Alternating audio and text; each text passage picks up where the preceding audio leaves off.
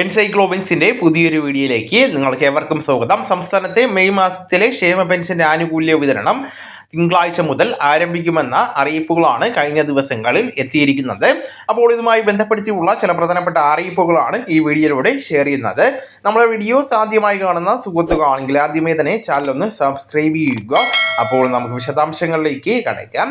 ഈ വർഷം ഡിസംബർ വരെ 23,000 കോടി രൂപ കടമെടുക്കുവാൻ കേന്ദ്ര സർക്കാർ സംസ്ഥാനത്തെ അനുവദിച്ചിട്ടുണ്ടായിരുന്നു.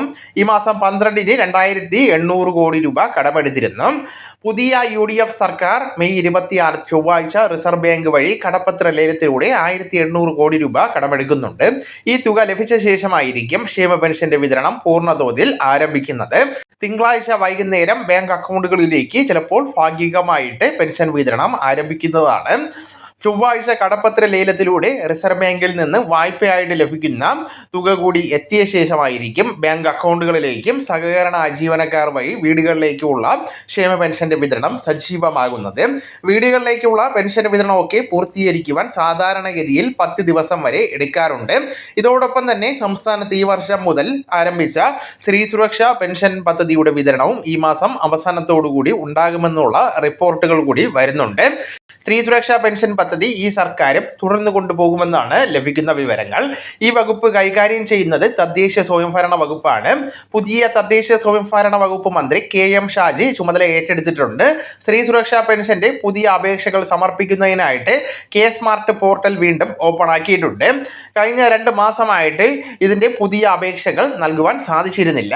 BPL വിഭാഗത്തിൽപ്പെട്ട 35 വയസ്സിനും 60 വയസ്സിനും ഇടയിൽ പ്രായമുള്ള സ്ത്രീകൾക്കാണ് ഇതിലേക്ക് അപേക്ഷ വയ്ക്കുവാനായിട്ട് സാധിക്കുന്നത്.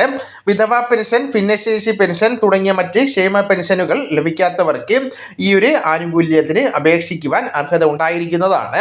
നാളിതുവരെ അപേക്ഷിക്കാത്തവർക്കും ഈ ഒരു പദ്ധതിയിലേക്ക് നിലവിൽ അപേക്ഷ സമർപ്പിക്കുവാനും സാധിക്കുന്നതാണ്. മുൻ സർക്കാർ ഫെബ്രുവരി മാർച്ച് മാസങ്ങളിൽ വിതരണം ചെയ്ത ശേഷം പിന്നീട് സ്ത്രീ സുരക്ഷാ പെൻഷൻ നൽകിയിട്ടുണ്ടായിരുന്നില്ല. ഏപ്രിൽ മെയ് മാസങ്ങളിൽ ലഭിക്കേണ്ട 1,000 രൂപ നിലവിൽ കുടിശ്ശികയാണ്. പദ്ധതി പുതിയ സർക്കാർ പൂർണ്ണമായിട്ടും തുടരുകയാണ് എങ്കിൽ കുടിശ്ശിക തുക ലഭിക്കുന്നതാണ്. അങ്ങനെയാണ് എങ്കിൽ ഈ മാസം അവസാനം കഴിഞ്ഞ മാസത്തെ കുടിശ്ശിക അടക്കം 2,000 രൂപ വരെ ലഭിക്കുന്നതാണ്.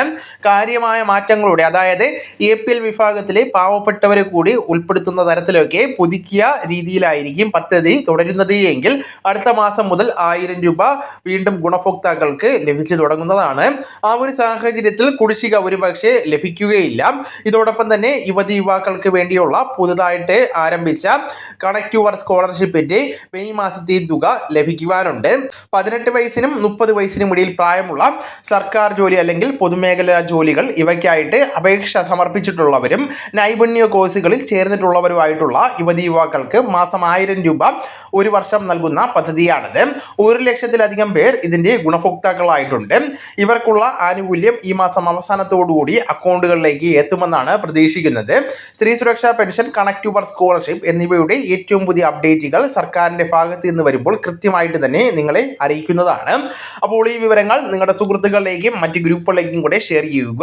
നമുക്ക് തുടർന്നും വിജ്ഞാനപരമായിട്ടുള്ള മറ്റ് വീഡിയോസും ആനുകാലിക വിവരങ്ങളുമായിട്ട് വീണ്ടും കാണാം. അതുവരെ ഗുഡ് ബൈ.